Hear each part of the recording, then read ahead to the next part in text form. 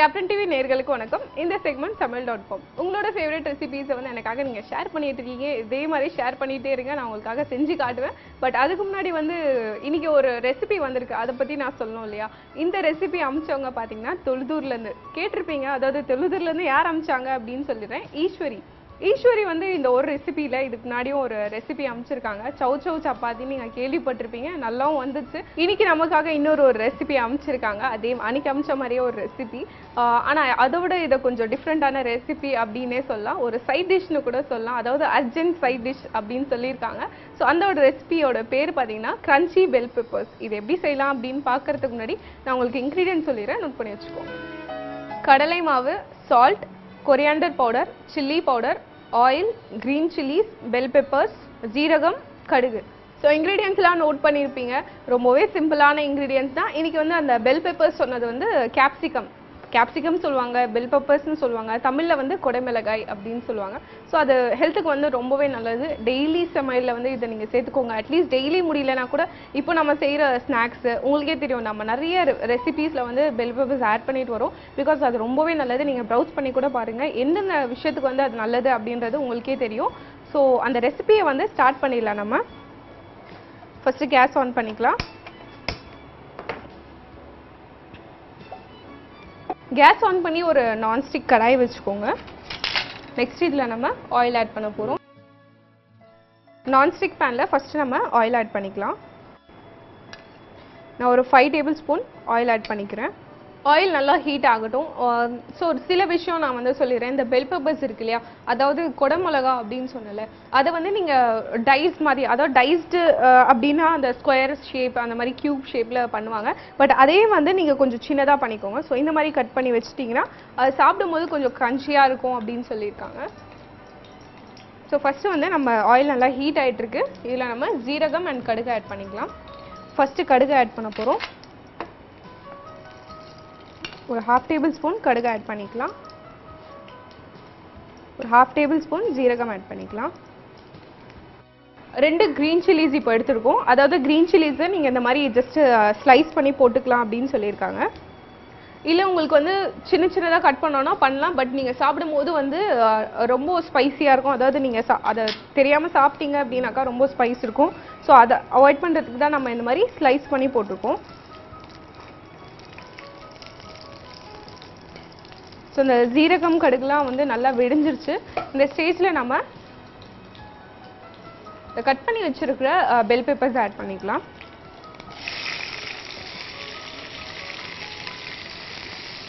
உங்களுக்கே தெரியும், கேப்சிகம் வந்து நிறைய கலர்ஸில் வருது. அதாவது க்ரீன், ரெட்டு, எல்லோ.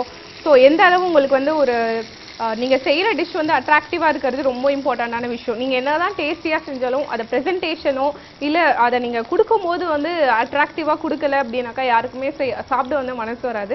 ஸோ அதனால வந்து நம்ம இந்த பெல் பெப்பர்ஸ் யூஸ் பண்ணும்போது எப்போவுமே கலர்ஃபுல்லாக யூஸ் பண்ணுங்கள். இந்த மாதிரி டிஷ்ஷஸ்க்கெலாம் எல்லோ கலர், ரெட் கலர், நிறைய கலர்ஸில் வந்து இந்த கொடமிளகாய் வந்து அவைலபிளாக இருக்குது. ஸோ அதை நீங்கள் வாங்கி யூஸ் பண்ணிக்கோங்க. பார்க்கவே ரொம்ப அட்ராக்டிவாக கூட இருக்கும்.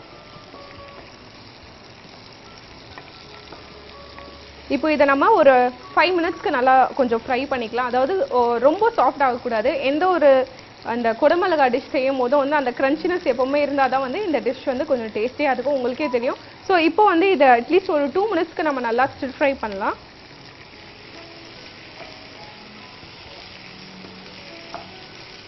ஸோ நான் ஈஸ்வரி கிட்ட வந்து இந்த டிஷ் எப்படி கற்றுக்கிட்டீங்க, அதாவது உங்களுக்கு எப்படி தெரியும் அப்படின்னு கேட்டப்போ அவங்க என்ன சொல்லியிருந்தாங்கன்னா, கொஞ்சம் நான் நெட்டில் கூட பார்த்தேன், கொஞ்சம் நானே வந்து இன்னோவேஷனாக, அதாவது எனக்கு திடீர்னு ஒரு ஸ்டார்டரோ இல்லை ஏதாவது சைட் டிஷ்ஷோ, தயிர் சாதம் கூட இல்லை ஏதாவது ஒரு ரைஸ் கூட, ஸோ அதுக்கெல்லாம் ஏதாவது சீக்கிரமாக செய்யணும் அப்படின்னு நினைக்கும் போது எனக்கு இது தோணுச்சு. நான் பாதி நெட்லேருந்து எடுத்தேன், பாதி வந்து நானே இன்னோவேட் பண்ணி நான் இதை செஞ்சேன் அப்படின்னு சொன்னாங்க.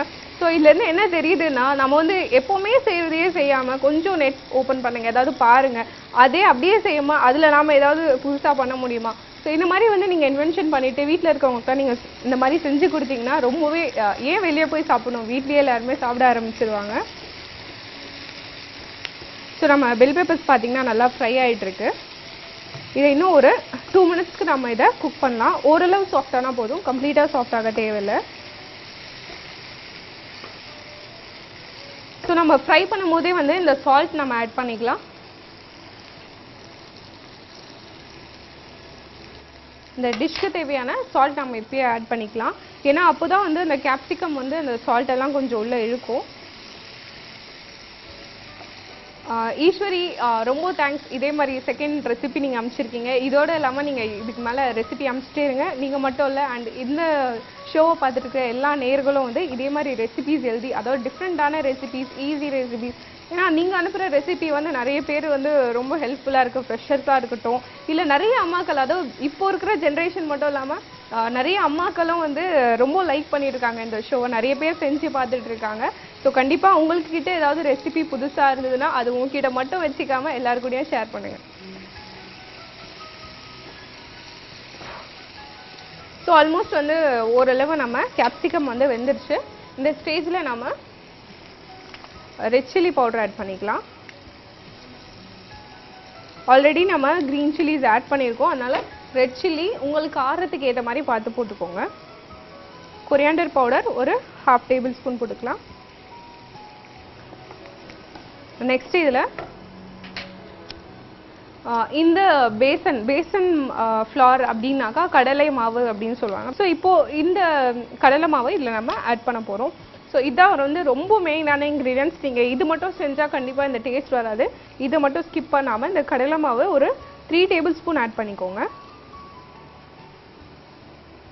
நீங்கள் அந்த கடலை மாவு வந்து ஆட் பண்ணிட்ட பிறகு கண்டினியூஸாக ஸ்டிர் பண்ணிகிட்டே இருக்கணும் அப்படின்னு சொல்லியிருக்காங்க. அதாவது அந்த கிறிஸ்பினஸ் வரணும் இல்லையா?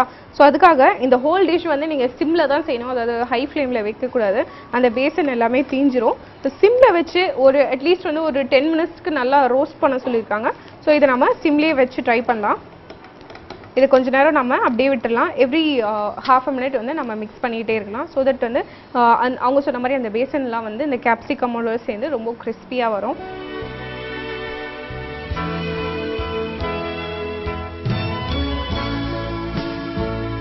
ஸோ நம்ம எவ்ரி 1/2 மினிட் வந்து இதை கொஞ்சம் நல்லா ஸ்டிர் பண்ணிகிட்டே இருந்தோம். இப்போ 10 மினிட்ஸ் கம்ப்ளீட் ஆகிடுச்சு. ஸோ இது ரொம்ப கிறிஸ்பியாகவும் ஆகிடுச்சு. இப்போ நம்ம கேஸ் ஆஃப் பண்ணிவிட்டு இந்த பெல் பெப்பர்ஸை டிஸ்பிளேல பார்க்கலாம்.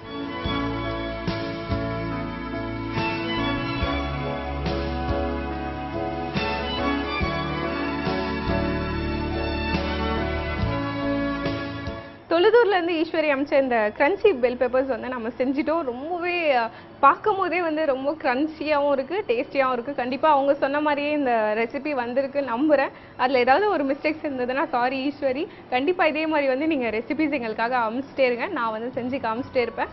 அண்ட் வந்து இந்த ரெசிபிஸ்லாம் பார்த்தீங்கன்னா அதாவது இது வரைக்கும் நம்ம பண்ணியே இருக்க மாட்டோம். இது ஒவ்வொருத்தரோட இன்வென்ஷன் தான். ஸோ கண்டிப்பாக ட்ரை பண்ணி பாருங்கள். ஸோ இதே மாதிரி ஹெல்த்தியான டிஷ்ஷஸை வந்து நீங்கள் கற்றுக்கிறதுக்காக இந்த ஷோவை கண்டிப்பாக பார்த்துட்டே இருங்க. மீண்டும் ஒரு நல்ல ரெசிபியோட நாளைக்கு உங்களை வந்து சந்திக்கிறேன். Till then, it's bye from Reshma.